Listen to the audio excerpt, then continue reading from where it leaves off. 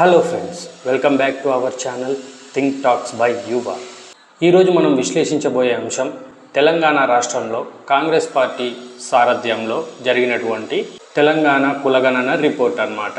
ఈ 2024 పార్లమెంటరీ ఎన్నికలు జరగకముందు 2023లో తెలంగాణలో అసెంబ్లీ ఎన్నికలు జరుగున్నాయన్నమాట. సో అప్పుడు కాంగ్రెస్ పార్టీ గెలిచిన తర్వాత నుంచి ఈ కులగణన సర్వే చేయాలని చెప్పేసి పలుమార్లు దీని గురించి బయట ప్రెస్ మీట్లో కానీ వాళ్ళ పార్టీ తరపు నుంచి స్టేట్మెంట్లు కానీ ఇవ్వడం చూసాము.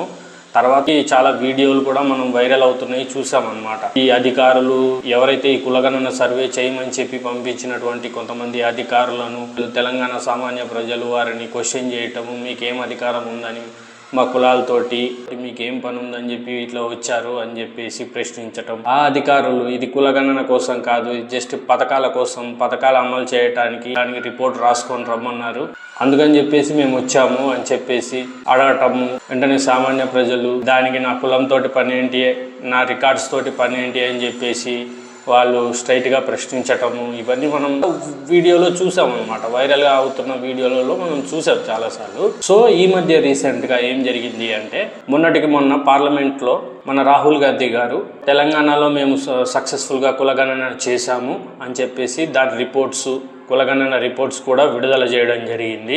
అయితే తెలంగాణలో అసలు ఎప్పుడు కులగణన జరిగింది అంటే, ఇప్పుడు వీళ్ళు చూపించే లెక్కలు ఇవన్నీ ఎంత నమ్మదగినవి? ఇప్పుడు కులగణన పేరుతో ఈ కాంగ్రెస్ ప్రభుత్వం రేవంత్ రెడ్డి గారి హయాంలో విడుదల చేసినటువంటి ఈ సంఖ్యలు కానివ్వండి, వర్గాలు కానివ్వండి, ఇవి ఎంతవరకు నిజమో మనకు తెలియదు.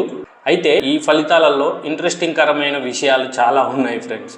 వారిచ్చిన ఈ కులగణన రిపోర్టులో వాళ్ళు చెప్తుంది ఏంటంటే, మొత్తం తెలంగాణ పాపులేషన్ కలిపి అంటే మొత్తం తెలంగాణ జనాభా వచ్చేసి 3,70,00,000 అంట. అందులో బీసీలు వచ్చేసి 1,64,09,179 మందిగా పేర్కొనడం జరిగింది. ఎస్సీలు వచ్చేసి 61,84,319గా పేర్కొనడం జరిగింది. అందులో ఎస్టీలు వచ్చేసి 37,05,929 మందిగా పేర్కొనడం జరిగింది. ఓసీలు వచ్చేసి అంటే అగ్రకులపు వాళ్ళు 44,21,115 మందిగా, ముస్లింలు వచ్చేసి 44,57,012 మందిగా ముస్లింలను పేర్కొనడం జరిగింది. ఇది తెలంగాణలో ఉన్నటువంటి మొత్తం ముస్లిం పాపులేషన్ అన్నమాట. మళ్ళీ అందులో ముస్లిం బీసీ అంట 35,76,588 మంది ముస్లిం బీసీ వర్గానికి సంబంధించిన వాళ్ళంట. ముస్లిం ఓసీ అంట 8,80,424 మంది అంట. సో రీసెంట్ గా తెలంగాణ రాష్ట్రంలోని అధికార పార్టీ కాంగ్రెస్ ప్రభుత్వం రిలీజ్ చేసినటువంటి కులగణన రిపోర్టులు ఇలా ఉన్నాయి ఫ్రెండ్స్. అయితే ఇందులో మీరు చూడాల్సిన అంశం ఏంటంటే, అసలు ముస్లిం మతానికి కులాలే లేవు, కానీ ఈ బీసీ ముస్లింలు ఎక్కడి నుంచి వచ్చారో ఎవరికి తెలియదు. కులాలే లేనటువంటి ఒక మతాన్ని కులాలుగా చూపించి వారిని బీసీ సామాజిక వర్గంలో వేసి ఈ హిందూ బీసీలకు చెందాల్సినటువంటి రిజర్వేషన్లను ఈ ముస్లింలకు కూడా చేరవేరుస్తూ హిందూ మతంలో ఉన్నటువంటి బీసీ సామాజిక కులాల వారు, బీసీ సామాజిక వర్గాల వారి రిజర్వేషన్లను ఈ ముస్లింలకు తరలించటం కోసము ఈ కాంగ్రెస్ ప్రభుత్వము, దీనివల్ల ఏమవుతుందంటే ఫ్రెండ్స్, మా హిందూ మతంలో ఉన్నటువంటి బీసీ సామాజిక కులాల వారికి, బీసీ సామాజిక వర్గాల వారికి ఈ ముస్లింలను తీసుకొచ్చి బీసీగా చూపించటం అనేది మాకు అన్యాయం చేయడం లాంటిది.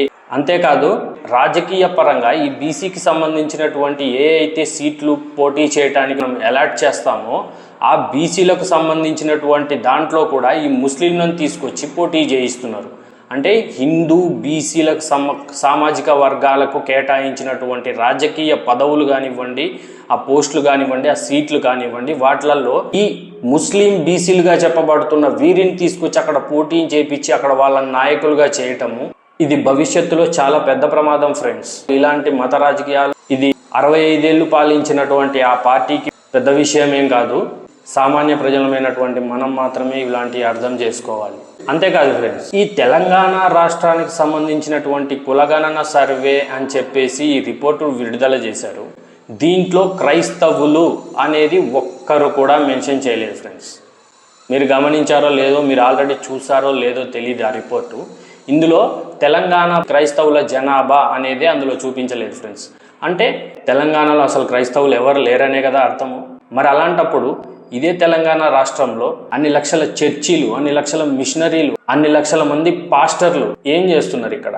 తెలంగాణలో ఎవరు క్రైస్తవులు అనే వాళ్ళు లేరా? ఇది మీరు గమనించాలి ఫ్రెండ్స్. తెలంగాణ రాష్ట్రంలో ఉన్నటువంటి ఈ క్రైస్తవులను తీసుకెళ్లి వీరి జనాభాను హిందూ ఎస్సీ ఎస్టీ కేటగిరీలో చేర్పించేశారు. వీరంతా ప్రభుత్వ రికార్డులలో హిందువులుగా, జనాభా లెక్కల్లో హిందువులుగా చూపించబడుతూ బయట మాత్రం రియాలిటీలో మతం మార్చుకొని క్రైస్తవాన్ని పాటిస్తూ ఉన్నారు ఫ్రెండ్స్. ఇది ఒక రకంగా చెప్పాలంటే ఈ దళిత సామాజిక వర్గాలు ఉన్నారు కదా, ఈ దళిత కులాల వారు, వీళ్ళు చేస్తున్నటువంటి అన్యాయం ఇది. ఇక్కడ నేను ఏ కులానికి ఏ మతానికి నేను యాంటీ కాదు ఫ్రెండ్స్. నేను ఎవరికి శత్రువుని కాదు, ఎవరిని ద్వేషించట్లేదు. మీరంతా ఒకటే గుర్తుపెట్టుకోవాలి, కడుపుకి కులం తెలియదు, మతం తెలియదు. ప్రతి వారు, ప్రతి దగ్గర, ప్రతి కులంలో, ప్రతి మతంలో పేదలు ఉన్నారు, కులంలో కూడా ఉన్నారు, అగ్రవర్ణాలలో పేదలు ఉన్నారు, దళిత వర్గాలు ట్రైబల్ పీపుల్లో కూడా పేదలు ఉన్నారు. ఇది గమనించండి. కానీ వీరు మతం మారిపోయి కూడా బీసీసీ కిందిగా చూపించకుండా వీరిని కూడా హిందూ మతంలో ఉన్నటువంటి దళిత కులాల వారీగా చూపించటం అనేది ఈ 2025లో తెలంగాణ రాష్ట్రంలో ఉన్నటువంటి అధికార పార్టీ కాంగ్రెస్ ప్రభుత్వం ప్రజలను వీరు ఎంత మోసం చేస్తున్నారు, ఎంత అన్యాయం చేస్తున్నారు, దళిత కులాలకు, సామాజిక వర్గాలకు, బీసీ వాళ్ళకి ఎంత అన్యాయం చేస్తున్నారో మీరు ఇక్కడ అర్థం చేసుకోవాలి ఫ్రెండ్స్. ఇది ఫ్రెండ్స్ ఈ రోజు నా విశ్లేషణ. మీరు నమ్ముతారా తెలంగాణ రాష్ట్రంలో ఒక్క క్రైస్తవుడు కూడా లేడు అంటే మీరు నమ్ముతారా? కామెంట్లలో తెలపండి ఫ్రెండ్స్. అలాగే నా వీడియో మీకు నచ్చినట్లయితే లైక్ చేసి, కామెంట్ చేసి, షేర్ చేసి, సబ్స్క్రైబ్ చేయండి ఫ్రెండ్స్. అలాగే మీ బంధుమిత్రులకు అందరికీ షేర్ చేయండి. నా ఛానల్ సబ్స్క్రైబ్ చేసుకొని నోటిఫికేషన్ బెల్ని ఆన్ చేసుకోండి ఫ్రెండ్స్. మళ్ళీ ఒక మంచి వీడియోతో మళ్ళీ కలుద్దాం.